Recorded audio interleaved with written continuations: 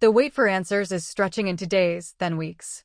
What was meant to be a bittersweet journey home, bringing back the body of 19-year-old Jay Slater from Tenerife after his tragic death, has turned into a maze of paperwork, legalities, and unanswered questions. His grieving family, desperate to be with him on the same flight back to the UK, are now facing what authorities are calling complex issues that are slowing down the process. Jay, the apprentice bricklayer from Oswaldtwistle, Lancashire, was found dead after vanishing during a holiday with friends. His disappearance sparked one of the most publicized searches in recent memory, with British volunteers, local mountaineers, and the Guardia Civil combing through the treacherous terrain of the rural Tenno Park. His body was eventually recovered in a ravine described by experts as a death trap, a place few could access without specialized training. Please subscribe to my YouTube channel. But while the family's ordeal should have shifted from the frantic search to the long healing process of mourning, their pain has only been prolonged. The logistical battle to repatriate Jay's body has become a second nightmare, one mired in bureaucracy, cross-border legal requirements, and unanswered questions about what exactly caused the teenager's death. A family in limbo. For Jay's devastated mother, Debbie Duncan, the delay has been unbearable. Friends say she has barely slept since her son's body was found, consumed by the urgency of bringing him home. All she wants is to be on the same flight as her boy, said one family source. She can't bear the thought of him being alone, even now. It's like every extra day they have to wait is another day of agony. The family had initially been told that once the autopsy in Tenerife was completed, arrangements could be made within days. But complex issues, as Spanish authorities describe them, have complicated matters. Some of these stem from the requirement that the cause of death be fully documented before international transfer is allowed. Others relate to the sheer difficulty of processing paperwork across two countries with different legal frameworks. Even funeral directors who specialize in international repatriation admit the process can be unpredictable. In many cases, it takes up to 2 weeks to move a body between countries, especially when the death occurred under unusual or contested circumstances. For Jay's family, the wait is not only a legal delay, but an emotional torment. Why delays happen? The reasons for the slowdown are as technical as they are tragic. Legal requirements. Spanish law requires a completed autopsy report, translated into English, before a body can be released for transfer. This ensures no criminal investigation is compromised. Consular oversight.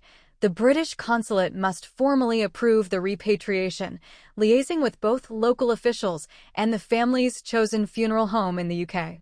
Please subscribe to my YouTube channel. Transport logistics. Airlines require special clearance for human remains, including hermetically sealed coffins, and flights must align with regulations on international carriage. Cause of death uncertainty. While police have suggested Jay's death was accidental, families are rarely satisfied with preliminary reports. Further toxicology tests may be ordered, which can take weeks.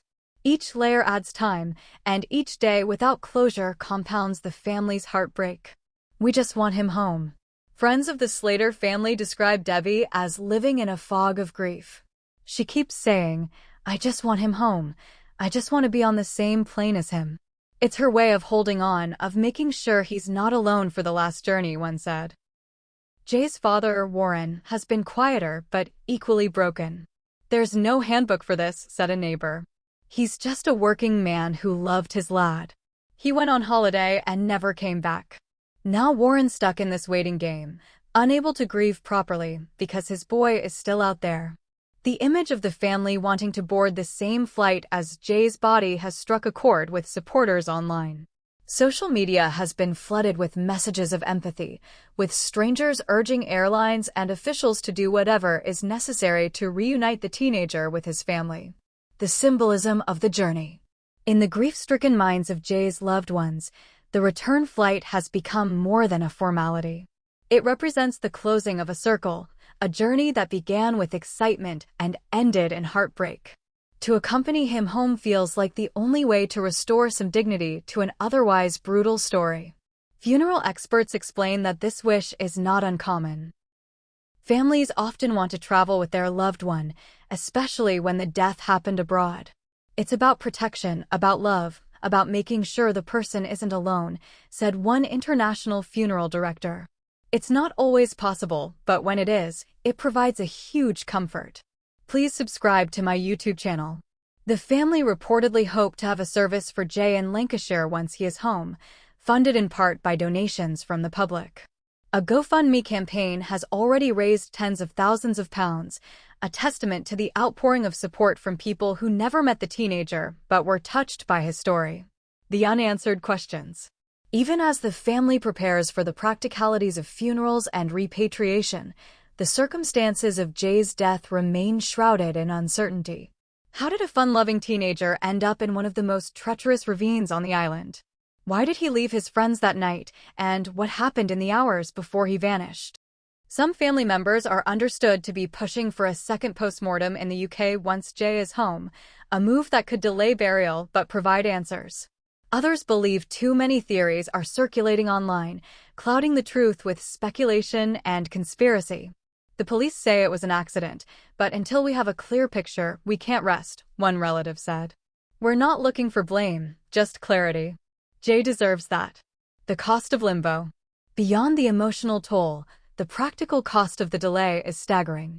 Repatriation can cost thousands of pounds, and each additional step, from storage fees in Spain to translation of legal documents, adds to the total. Supporters of the family argue that no parent should have to navigate such hurdles in the midst of grief. This is the worst thing that can happen to anyone, said a family friend. And instead of being able to grieve, they're filling out forms, talking to officials, and waiting by the phone. It's cruel. A community holding its breath. Back in Oswald-Twizel, the town feels suspended in grief. Jay's old schoolmates, colleagues, and neighbors have been gathering quietly, waiting for the day when his body returns and they can say goodbye properly. Local pubs have set up tribute tables, and a mural has even been discussed by friends who want to keep his memory alive. It's not just his family that needs closure, it's all of us, said one local. Jay was one of ours. Until he's home, we can't start to heal. Please subscribe to my YouTube channel. A painful countdown. For now, the days tick by, each one a painful reminder that Jay is still thousands of miles from home. The family cling to hope that the issues will be resolved soon, that they can finally board a flight together, mother, father, and son, and bring him back to the community that raised him. We're just waiting for that call, a relative said. The one that says he's coming home. Nothing else matters. Until then, the Slaters remain stuck in limbo, living each day between grief and bureaucracy, heartbreak and hope. For them, the journey home is more than geography. It is the last act of love they can give their son. The wider picture. Tragic as it is, Jay's story highlights a broader truth. The repatriation of bodies after deaths abroad is rarely straightforward. Each year, thousands of British families face similar challenges. Some never manage to bring their loved ones home at all. Experts are now calling for clearer international agreements to speed up the process. No family should have to endure unnecessary delays at such a vulnerable time, said one advocate. We need more compassion built into the system. For Debbie Duncan and her family, such reforms may come too late. But perhaps, in the telling of Jay's story, some good can emerge for others who one day face the same nightmare. Holding on. As the sun sets over Tenerife, Jay's body remains in a foreign land, caught in the machinery of international procedure. Back in Lancashire, candles are lit in windows, football scarves are draped over fences, and his family waits for the phone to ring. It is a cruel irony that in death, as in life, journeys rarely go according to plan.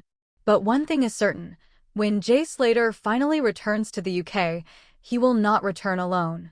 His family, his friends, his town, and thousands of strangers touched by his story will carry him home in spirit no matter how long it takes. Subscribe the channel to get such videos.